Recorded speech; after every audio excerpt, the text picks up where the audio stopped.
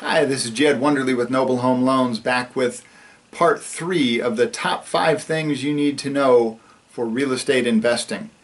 Now, part 3 is all about the 3 ways, and there's another one that we're going to talk about in part 4, but the 3 ways that you make money on real estate investing when we're talking about buying a home and renting it out to somebody and holding it for a little while. Now, I say hold it for a little while because we don't always want to buy and hold it until the mortgage is paid off and then just say, woohoo, we got this rental income, because you're going to lose the advantage of leverage. So about every 5 to 7 years, you want to sell your home and then basically re-up that money that you got from appreciation and the money that you had, taken out your down payment money and the money that you've paid down over the time that you've been paying on it for that 5 to 7 years. Take all that money and invest it in even more real estate. So now if you've had a $200,000 home, it becomes $250,000 over 5-7 years, something like that, if you're lucky. And maybe sometimes a little more, maybe sometimes a little less.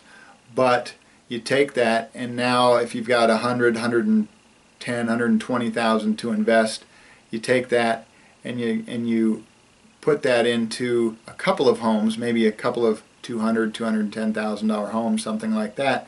And now instead of a $250,000 home, you have $400,000, $420,000 in real estate that's going to, of course, appreciate even faster, because 5% or 4% or 3%, whatever you're getting on $400,000 is going to be greater than that same percentage on $250,000. So that's we're going to talk a little bit more detail about that in part 4. But the 3 main ways you're going to make money investing in real estate are from appreciation, rental income, and depreciation. Now, appreciation's the obvious thing. That's as home prices go up, you benefit and you make money, you create wealth. You don't make money from a standpoint of being able to just take it out and go spend it, but you've got wealth that you've created, and as that asset grows, you're going to be able to invest in bigger and better assets that are going to be able to grow even more over time.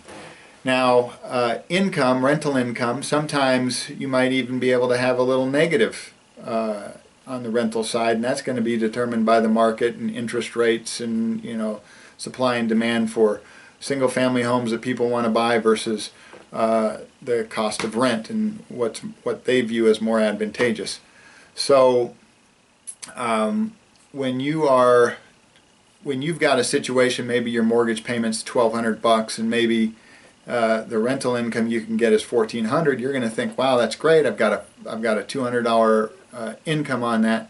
But obviously you also have to account for the expenses that you have, like repair expenses, maybe management expenses if you have a management company that manages your investment properties for you.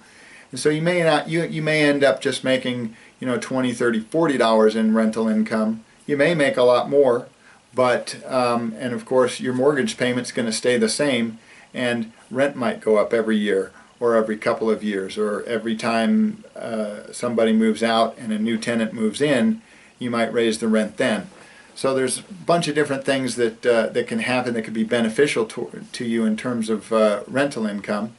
But even if you were at a negative, the fact that you have depreciation and the ability to write off a whole lot of other expenses means that might offset the negative rental income, which is something an important factor to keep in mind when investing, because depending on where you're at in your wealth creation phase of preparation for retirement, you want to make sure that the big picture is creating as much wealth as possible, growing your assets as much as possible, so that when the time comes you can convert those into income producing assets that's going to give you the amount of income to help you maintain the lifestyle that you're used to and that you want. So depreciation now is kind of a little bit of an antithesis of appreciation. People say, well, how can I make money on appreciation and depreciation? Well, depreciation is all about a great tax benefit, probably the single best tax benefit in most cases for real estate investing. You get to depreciate that home, the value of the home, over 27.5-year period. So obviously, if you only keep it for 5 or 7 years, then you've used 5 to 7 years of that 27.5-year period.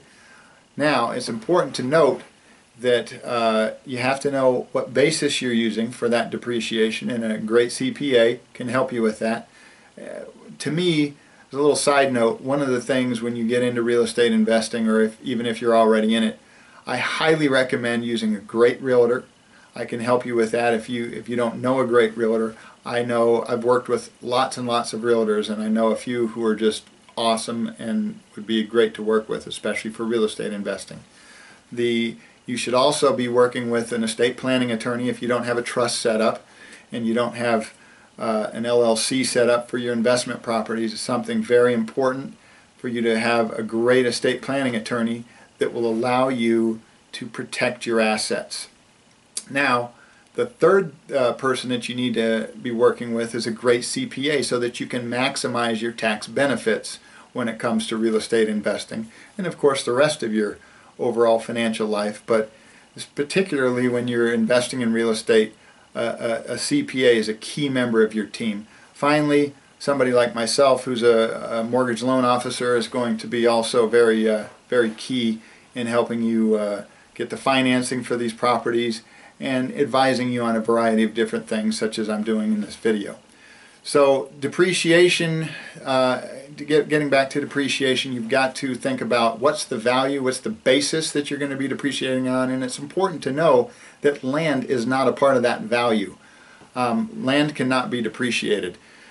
Can be depleted if you have like mineral rights and things like that, but that's again a totally different thing and not something that we're going to cover at all. But for the purposes of real estate investing, you can depreciate the home itself, and depending on what the basis is, that's something that you're going to be able to calculate with your CPA.